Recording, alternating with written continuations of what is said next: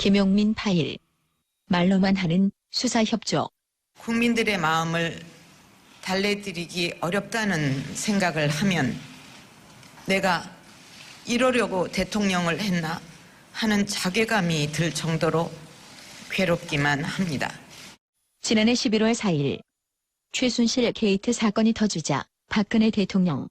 이미 청와대 비서실과 경호실에도 검찰의 수사에 적극 협조하도록 지시하였습니다. 필요하다면 저 역시 검찰의 조사에 성실하게 임할 각오이며 특별검사에 의한 수사까지도 수용하겠습니다. 검찰 수사에 자신은 물론 비서진도 적극 협력할 것이라고 공언. 하지만 검찰은 대면 조사가 불가피하여 이를 거듭 요청하였으나 결국 조사가 이루어지지 않았고 청와대가 비협조하는 이유는 수사팀의 오늘 발표는 전혀 사실이 아니며 객관적 증거는 무시한 채 상상과 추측을 거듭해서 지은 사상 누각일 뿐입니다. 그러면 특검 조사에는 응했을까? 응한다고 해놓고는 특검은 어떻게 됩니까? 그거는 조사에 임하려고 하고 있습니다. 예. 또 무시. 2월 9일로 예정된 대면 조사를 거부한다고 특검에 일방적으로 통보했습니다. 나올지 안 나올지 잔뜩 하늘 보더니 헌법재판소 출석도 끝내 패스. 박 대통령 측 대리인단은 대통령이 최종 변론에 참석하지 않는다고 헌법재판소에 전화로 알려왔습니다. 대통령 측은 대통령이 출석하지 않는 정확한 이유는 자신들도 알지 못한다고 전했습니다. 특검을 해서 모든 진상을 낱낱이 밝혀내고 엄정하게 처벌할 것입니다. 어디서 많이 본 듯한 장면. 지난해 4월 28일 국회 법사위원회. 세월호 특검법을 만들자는 민주당 전해철 의원. 애초 이 4.16 관련돼서 이 특별법을 할 때 기소권 수사권을 이야기를 했었습니다. 그런데 기소권 수사권을 하지 않는 대신에 특별검사를 하자. 이거는 제 의견이 아니라 여야 합의 과정에 좀 있었던 이야기입니다. 반대하는 당시 새누리당 이한성 의원. 세월호 사건은 검찰에서 충분히 조사를 했습니다. 특별검사를 했을 때 검찰 수사 이외에 특별히 좀 드러난 사례가 거의 없었고. 왜 약속한 특검을 묵살했을까? 혹시 특검 수사 결과가 마음에 안 들까 봐? 그땐 또 이런 대변인 논평이 나오지 않았을지. 수사팀의 오늘 발표는 전혀 사실이 아니며 상상과 추측을 거듭해서 지은 사상 누각일 뿐입니다. 결과적으로 보면 박근혜 대통령이 지금까지 사과도 하고 여러 번 언급을 했지만은 지금 특검의 조사나 헌재 출석 결국 단 한 번도 하지 않은 그런 상황이 됐어요. 특검이든 검찰이든 조사를 받을 기회가 있으면 성실하게 응하겠다라는 입장이었는데 단 한 번도 이행한 적은 없었습니다.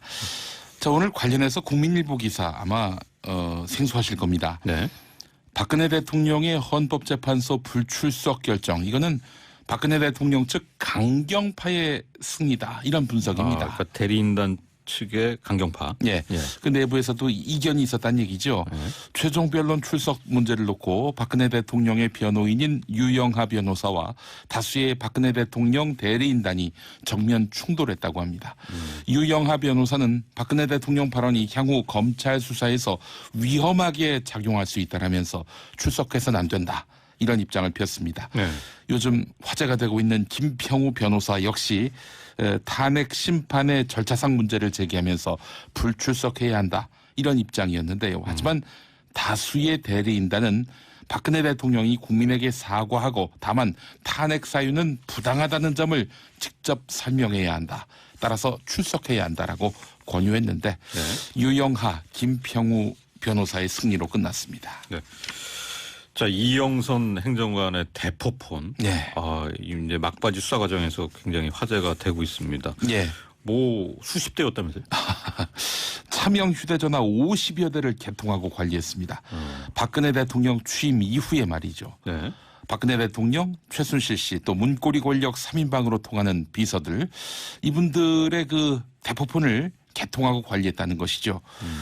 어디서 개통했느냐? 자신이 학군단에 복무할 당시 부하였던 지인이 운영하는 곳에서 했다고 합니다. 네. 50대. 이건 뭐 거의 업자 수준이라 아니할 수 없을 텐데요. 이영선 행정관은 특검에서 차명 휴대전화 구입 비용은 밝힐 수 없다. 기밀이다. 이렇게 이야기하고 있는데 만약에 이 청와대에서 나온 돈으로 개통했다면은 이 범죄의 핵심 책임자는 달라지게 됩니다. 네. 동아일보에 나온 기사였습니다. 이게 이제 속보를 보면은 최순실 씨가 이제 검찰에 첫 출석하기 전날인가요? 예. 대거 이 등록을 취소했다는 소식도 나오는데요. 예. 그래서 보통 작업이 아니었겠어요. 그렇습니다. 네. 예. 박영수 특별검사팀 이제 우병우 전 민정수석의 퇴임 직전 휴대전화 통신 내역을 분석 중인데, 예. 그 깔끔한 우 전 수석 네. 주목할 결과가 하나 나왔다는데요. 예. 지난해 7월부터 10월까지 이때가 어떤 때였습니까? 우병우 수석의 넥슨 부동산 관련한 논란이 한참 일어서 그것 때문에 뭐 특혜로 사준 거다 뭐 이런 거였죠. 언론의 그 검증 또 언론의 그런 분석 또 추적이 활발하던 때였는데 이때 우병우 민정수석이 사정라인 관계자들과 무려 2,000통의 통화와 문자 메시지를 주고받았다고 합니다. 네. 수사팀이 추린 통신 내역에는 법무부와 대검찰청, 일선 검찰청의 핵심 간부들의 이름도 등장하고 있는데 이른바 이 우병우 라인이네요. 예. 그렇습니다. 물론 이분들이 어떤 내용의 통화를 했는지는 파악이 안 되고 있는데요. 정치권과 법조계 일각에서는 우병우 수석이 민정수석이라는 권한을 활용해서 본인에 대한 검찰 수사 상황을 챙겨본 것 아닌가 하는 그런 의혹이 제기되고 있습니다. 역시 이제 민정수석은 굉장히 힘 있는 자리예요. 자기가 수사를 받는 상황에서도 이렇게 알아볼 수가 있어요. 글쎄 말입니다. 예. 탄핵 반대 집회에서는 매번 이제 대형 태극기와 함께 성조기가 등장을 해서 궁금해하는 분들이 많은데요. 이유가 뭡니까? 그 경희대 영문학과 이택광 교수가 분석한 것이 있는데 보수 집회 참가자들에게 태극기와 성조기는 사실상 같은 것이다. 한국 보수에게 미국은 전쟁에서 한국을 구해준 구세주다. 미국이 우리를 구해주었다는 냉전 논리가 일종의 신화처럼 작동하고 있다. 이런 분석을 했습니다. 네.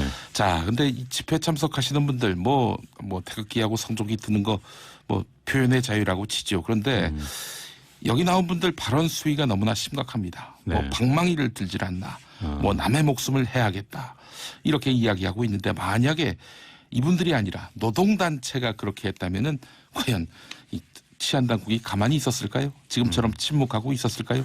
이렇게 뭐 헌법재판관의 그 안위까지 보장할 수 없다라는 식의 이야기 두고만 봐야 할 일인지 따져보지 않을 수가 없습니다. 삼성그룹이 개혁 작업의 일환으로 법무법인 그러니까 이제 로펌에 이른바 대관 업무를 위탁한 것으로 보인다는데요. 예, 대관 업무가 뭐냐? 기업에서 정부나 국회의 동향을 파악하고 이에 대해서 의견을 개진하는 활동을 뜻하는데 이게 좀 더 확대되면은 미국에서는 로비 단체라고 말할 수 있겠죠. 기업이 공무원이나 국회의원들을 상시로 접촉한다는 점에서 이것이 정경유착의 고리가 될 수 있는 것입니다. 기업들이 이번 그 박근혜 최순실 게이트에서 연루돼 있지 않습니까? 이 대관 업무가 창구 역할을 했는데 삼성의 미래전략실에서 담당하던 이 대관 업무를 로펌에 이관하기로 했다. 미래전략실 해체를 포함한 쇄신안 발표는 다음 달에 나올 전망이다라고 오늘 중앙일보가 전했습니다. 상당수 국민들에게 이제 로펌이라는 이미지도 그렇게 좋지가 않기 때문에 그렇습니다. 꼭 개혁으로 봐야 되나 그런 생각 좀 드네요. 더불어민주당 대선 후보 선출 선거인단에 적극 참여하겠다. 이렇게 밝힌 유권자들이 과연 이제 누구를 지지할까? 그 조사 결과가 나왔다면서요? 52%가 문재인 전 대표를 지지하는 것으로 나타났고요. 28% 한희정 지사, 17% 이재명 시장입니다. 이번 조사는 한국일보의 의뢰를 받은 한국리서치가 전국 19살 이상 남녀 1,000명을 대상으로 지난 금요일과 토요일 전화를 통해서 조사를 했고 표본 오차는 95% 신뢰 수준의 플러스 마이너스 3%포인트입니다. 네. 같은 조사에서 더불어민주당에서 누가 대선 후보가 되더라도 압도적 승리를 거둘 것으로 나왔다는데 맞습니까? 그렇습니다. 문재인 전 대표, 안희정 충남지사, 이재명 성남시장 등 누가 본선에 오르더라도 2위와의 차이가 거의 더블 스코어였습니다. 네. 가계부채 통계가 제대로 관리되지 않고 있다. 이런 우려가 나왔네요. 예. 한겨레 취재 결과 통계청과 한국은행 금융감독원이 발표하는 1인 가구 부채 통계에서 심각한 오류가 확인됐는데요. 자, 그런데도 불구하고 이 오류를 아직도 고치지 않고 있다고 합니다. 네. 5년이 지나도록 말이죠. 이런 오류는 전체 가구의 부채 증가세를 과소추계하는 데 영향을 미쳤을 것으로 이렇게 판단이 됩니다. 네. 오늘 헌재의 이 탄핵 심판 최종 변론이었는데 오늘 잘 지켜보시고 네. 내일 또 얘기하시죠. 알겠습니다. 네. 김영민의 뉴스 브리핑이었습니다.